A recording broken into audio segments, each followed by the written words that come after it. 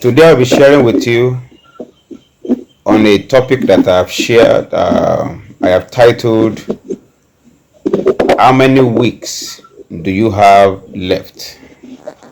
How many weeks do you have left? That's the title. I will take my text from Psalm 90 verse 12 and the book of Joshua chapter 13 verse 1. Psalm 90 verse 12 says, Teach us to number our days, that we may apply our hearts unto wisdom. Joshua 13 verse 1 says, Now Joshua was old and stricken in years, and the Lord said unto him, Thou art old and stricken in years, and there remaineth yet very much land to be possessed. Now you look at these two scriptures. One is a prayer from David, some say from Moses, saying, Teach us to number our days. And another one was about Joshua, who in his old age, God said, You are old, but you have not achieved the assignment I have given unto you. So this evening, I want to charge us and put some fire in our bum so that we can start running the race against time. So that we can start running towards fulfilling our destiny, our purpose in life. When they ask you how old are you, most times we say we are so number of years old. I'm 20 years old, I'm 30 years old. And when we make a mistake of counting our days in years, we have this false sense of security that I still have much time. When you are 20, you have this false sense of security that you still have about 50 to 60 more years to go. And when you're like 30, you still have that sense of security that you have like 50 years to go, or 60. But I want to introduce a new dimension this evening, that please stop counting your age in years so that you be able to escape from this false sense of security. Start counting your age in months or in weeks. Today, I will focus on counting your age in weeks. And I want to tell every one of us that a lifetime is just about 4,000 weeks. A whole lifetime of 75 years is just about 4,000 weeks. I want you to see this 4,000 as if I'm handing over 4,000 naira or $4,000 to you. What is the value of 4,000 naira? How long will it take you to spend 4,000 naira or even $4,000? How long will it take you to exhaust it? Teach us to number our days. So today I want to teach you, by the grace of God, another way to number your days, so that you don't have this false sense of security and you don't continue to waste precious time. We all have about 4,000 weeks, and a week starts on Sunday and ends on Saturday. A whole year has about 52 or 53 weeks. We just started a week today, and a week ended yesterday. If you live for 10 years, you will have spent 530 weeks. A 10-year-old child has spent 530 weeks on earth. A 20-year-old child has spent 1,060 weeks on earth, while a 30-year-old has spent 1,590 weeks on earth. When you are 40, the age of wisdom, you will have spent 2,120 years on earth. And a 75-year-old man will have spent 4,000 weeks on earth. So my question to you is that how many weeks have you spent out of the 4,000 weeks that God has given unto you? People who manage to live up to 80 years spend about 4,240 weeks on earth. But averagely, all over the world, people live about 75 years, which is about 4,000 weeks. So please calculate your age in years and multiply by 53 so that you have an idea of how much you have spent out of that 4,000 naira or $4,000 that was given unto you. Please stop counting your age in years. Start counting in weeks. How many weeks you have spent and how many weeks you have left. Jesus, when he passed on at the age of 33 and a half years, only had the opportunity to spend 1,776 weeks on earth. And Joshua, who was 110 years old when he died, had the privilege of spending 5,830 weeks on earth. Moses, at 120, he spent 6,360 weeks on earth. David in the Bible died at the age of 70, having spent 3,710 weeks on earth. One of the patriarchs of faith, Bishop Benson Idahosa, died at the age of 59, having spent 3,123 weeks on earth. And Prophet Ayo Babalola, at the age of 55, when he passed on, spent 2,915 weeks on earth. Martin Luther King was just 39 years old when he died, and he spent 2,067 weeks on earth. Please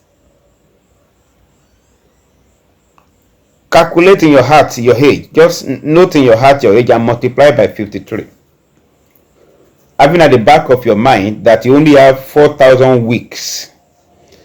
Some of us listening to me this evening, we have already spent more than 1,000 weeks. Some of us have spent more than 2,000 weeks. And we have only few weeks left.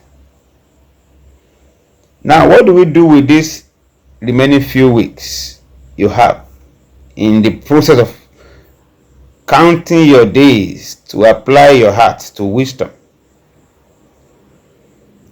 When you make a decision, any decision you make to do something is a decision not to do something else. So, anything you are doing now that is not moving you towards the fulfillment of God's purpose and agenda for your life, then you must take the decision to stop doing it. To stop wasting your time, maybe on social media, wasting your time with friends that are not moving you forward, wasting your time with some indulgences that are not moving you towards the fulfillment of God's agenda for your life. Teach us, Lord, to number our days that we may apply our heart unto wisdom.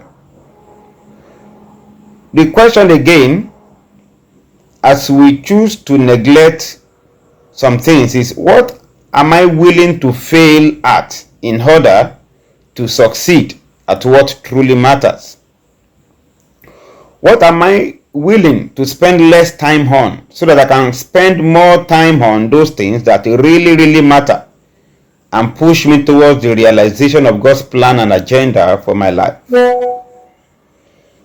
Some people may wish to spend more time with their family, and by doing so they may be a little bit slowed down in their career, but they know the reason they are spending more time with their family. Some other persons may spend more time accelerating in their career, and before they know it, they have lost their family. They have lost their wife, they have lost their children. Not that those people are dead, but they have lost connection with them. The question is, what matters more, and what do I value more? What is my purpose? What is my assignment? What is my destiny?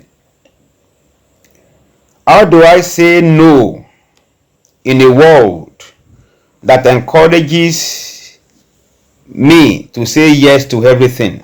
We're in a world that is encouraging us as youth to say yes to everything. Say yes to the social media, say yes to every form of entertainment, say yes to fashion, say yes to Big Brother Africa, say yes to everything, Big Brother Nigeria. But how do I say no in a world that encourages me to say yes to everything? Don't forget, I'm talking to you this evening on the topic, how many weeks do I have left? Now, pursuing my purpose within the limited weeks I have left. The question is, what is your vision in life? For Christ, his vision was that his meat was to do his Father's will that sent him and to finish his work. John 4:34. For Apostle Paul, his vision was that I may know him and the power of his resurrection. Philippians 3 verse 10. Your vision is the end you desire for yourself, while your mission is what you do every day to achieve this end. Don't forget, where there is no vision, the people perish. Time is wasted. Resources are wasted. There's no direction. Some will spend 3,000 weeks out of the 4,000 weeks God gave them trying to discover the vision, trying to discover their purpose, wandering in the dark, trying to find a meaning for their life. Some will spend 3,000 weeks out of the 4,000 weeks God gave them pursuing another man's vision, running after another man's purpose. Don't forget the saying that if you don't have a vision for your life, when a man that has vision finds you, he will put you on his vision. So you must have a vision for your life. So others will spend 3,000 out of 4,000 of the weeks they have on earth watching other people fulfill their vision, clapping for them, applauding them, and some criticizing other people as they fulfill their purpose and their vision in life. Some will even spend 3,000 to 3,500 weeks of their life out of the 4,000 weeks of their life, having discovered their purpose, looking for a platform. They will keep looking for a platform on which they will do what? They will express their vision and purpose in life. You don't have all the time. You must hit the ground running with your assignment. You must hit the ground running with your vision. You must hit the ground running with what God has given unto you. Time is not your friend at all. Time is not on your side. President Gowon was 32 years old when he became the Nigerian youngest chief of staff. And at the age of 32, he became the youngest president that Nigeria ever had. At 31, he became the chief of staff, and at 32, he became the youngest president that Nigeria ever had. At 38, President Olusegun Obasanjo became the head of state at the age of 38. Bishop Oyedepo was 27 years old when he started Winners Chapel. 27. Professor Wole Soyinka was 41 when he became a professor. Our father in the Lord was 39 when he became the general overseer of this mission. And the one that shocks me most is Mark Zuckerberg was 19 when he started Facebook. 19 years old.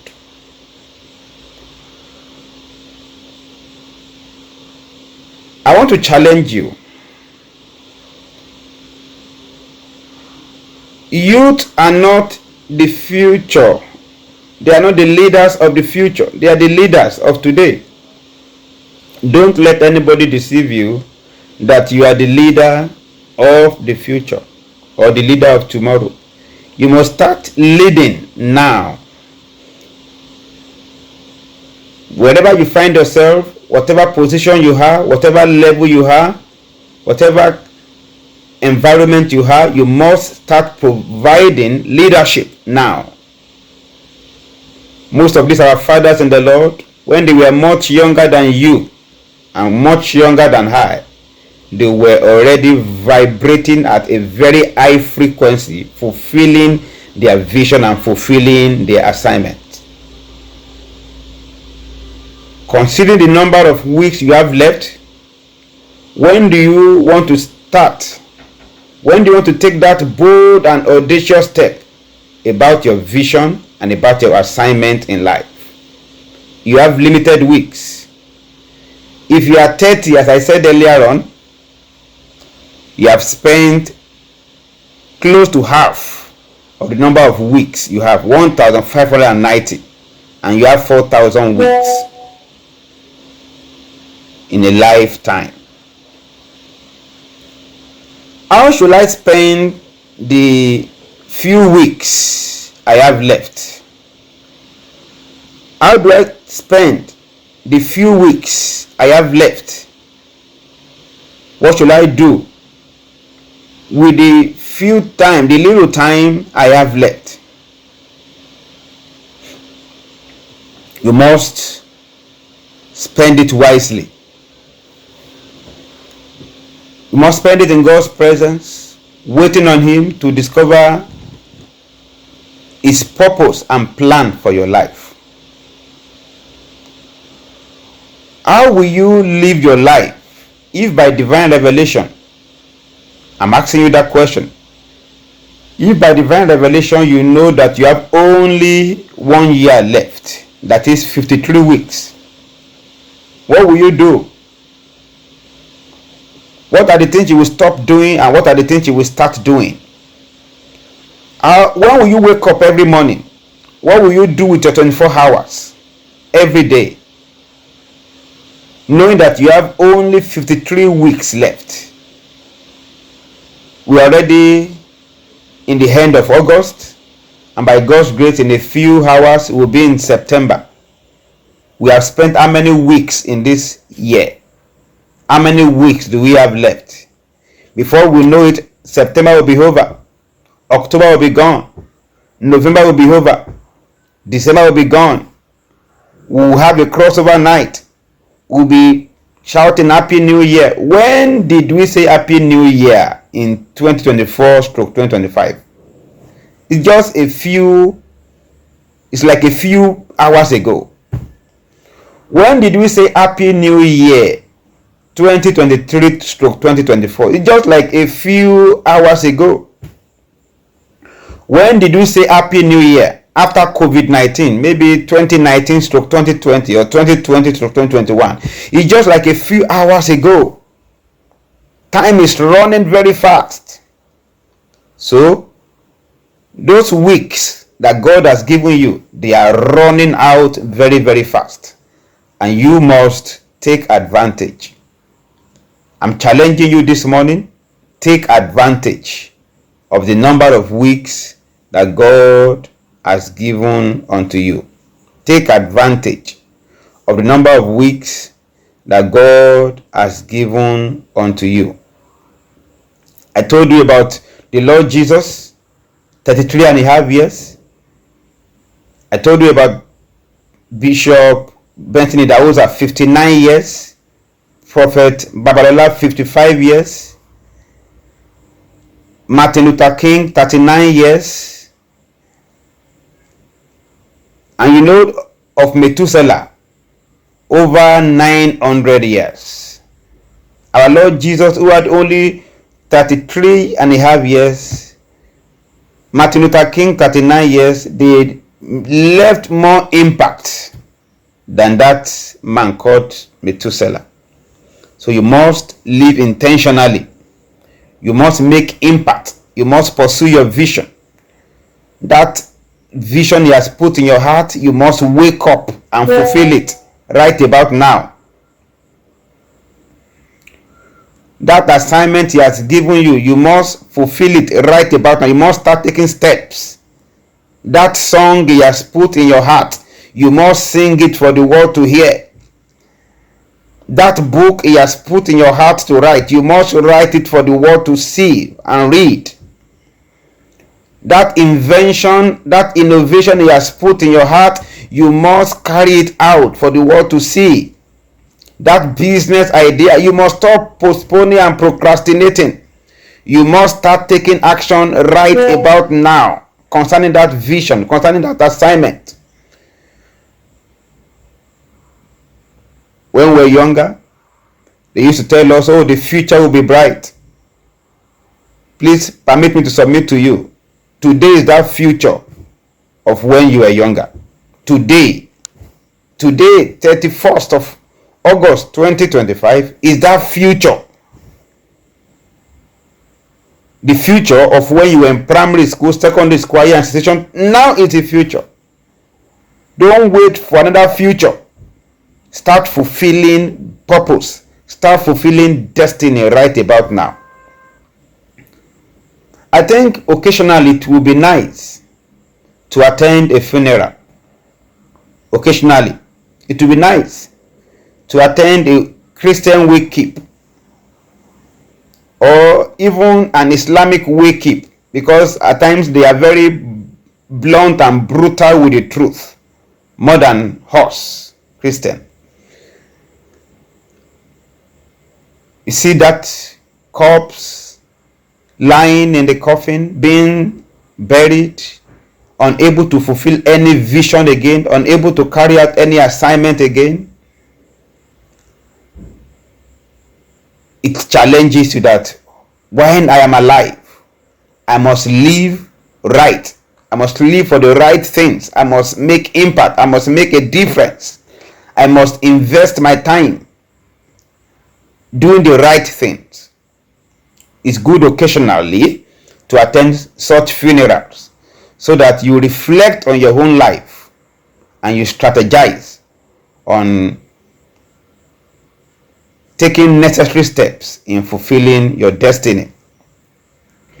Rearrange your priorities. Apostle Paul said that all things are lawful, but not all things are beneficial. All things are lawful, but I will not be brought under the power of any. Rearrange your priorities. Plan your day.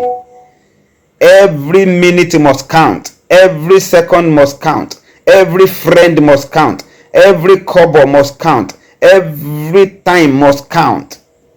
Count towards the fulfillment of your assignment. Don't allow time wasters in your life. Don't allow distractions in your life. Don't allow friends to waste your time. Don't allow people who have nowhere they are going to waste your time.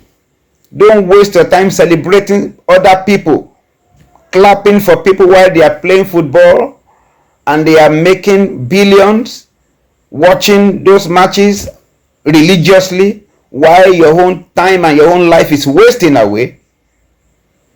Don't allow that. Rearrange your priorities.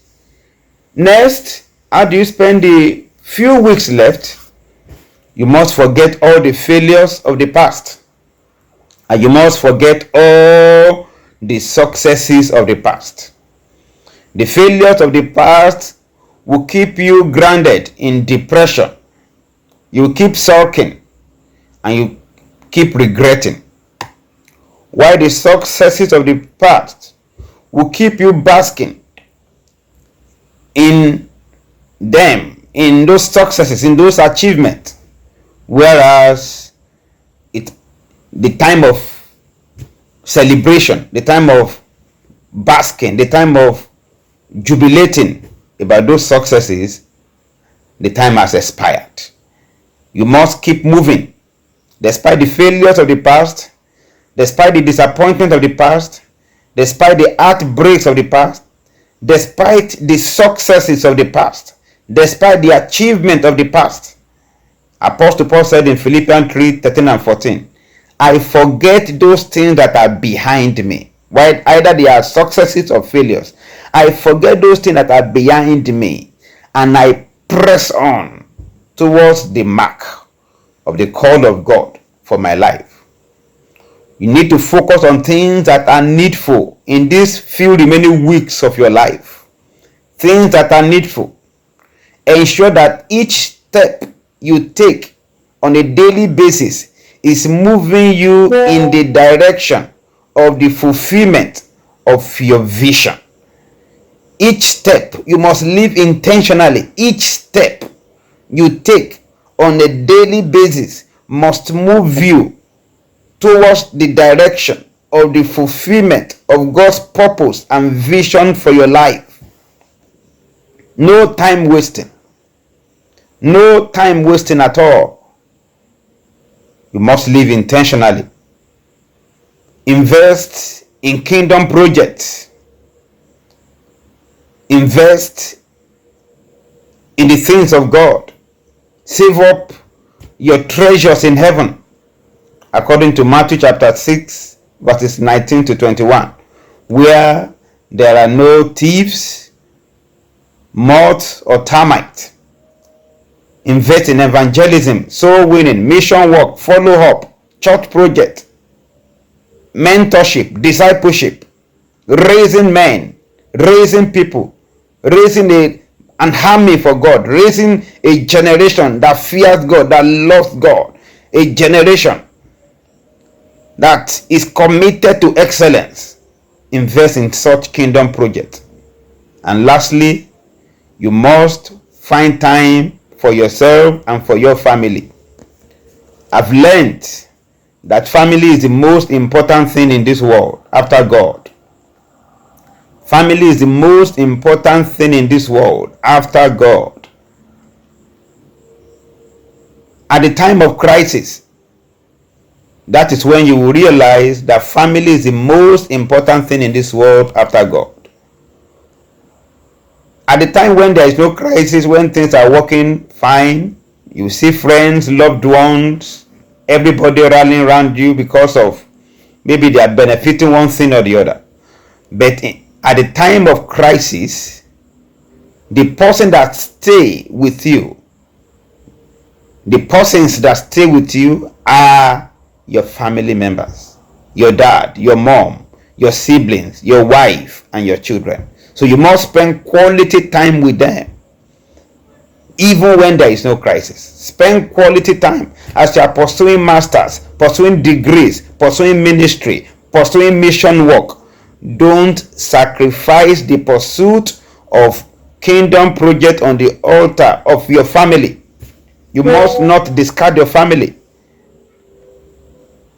Your family, your wife, your children will love you. They will stay with you forever until you breathe your last. Other friends may leave you. I remember one church I used to attend many years ago. I think there was a bit of crisis in that church, and some people were leaving. It wasn't redeemed. And that church I attended many years ago. And the general overseer of that church called all of us and told us to our faces that all of you one day or the other can decide to leave this ministry, but my wife and my children are the only ones that cannot leave this ministry. They are the ones that will stay with me forever. He told it to our faces and we got the message. We understood the message very clearly. Today, I'm not even in that ministry. I mean, just to corroborate what he said several years ago. So your family is the most important. When you are doing well, they will stay with you. When you are sick, they are the ones that will take care of you. When you are up, they will stay with you, enjoy part of the glory of and the glamour of your office. And when you are down on the floor, it's your family. Other people may walk away. That's why politicians say, no permanent friend, no permanent enemy. What is permanent is interest. The people around you, what is permanent about them is what they are gaining from you. That's their permanent interest. But your family will remain your friend, regardless of your situation and circumstances. So I will round off on that note. I want us to reflect. How many weeks do I have left? Do you think you are getting younger? If you notice a strand of gray hair, maybe in your mustache or your beard or on your head, it means you are becoming an elder gradually. Time is running very fast. Hit the ground running. Start fulfilling purpose right about now. Start doing what God asks you to do. Stop dilly-dallying between two opinions.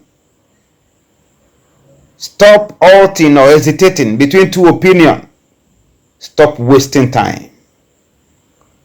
Start today. Start the pursuit of your vision.